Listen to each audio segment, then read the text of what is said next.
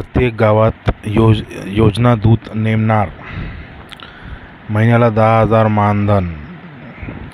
महाराष्ट्र राज्य शासनाच्या योजनांचा प्रचार आणि प्रसार करण्यासाठी राज्यातील 50,000 तरुणांना योजना दूत म्हणून नियुक्त केले जाणार आहे. या कार्यक्रमांतर्गत नियुक्त होणाऱ्या तरुणांना दरमहा 10,000 रुपये मानधन मिळणार आहे.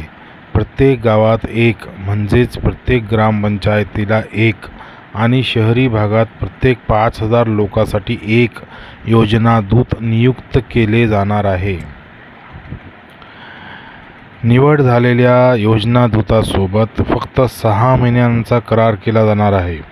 हा करार वाढवला जाणार नाही.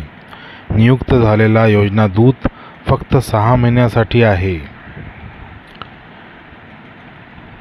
यासाठी 18 ते 35 वर्ष वयोगटातील उमेदवार पात्र राहणार आहेत. कोणत्याही शाखेचा पदवीधर यासाठी पात्र राहील.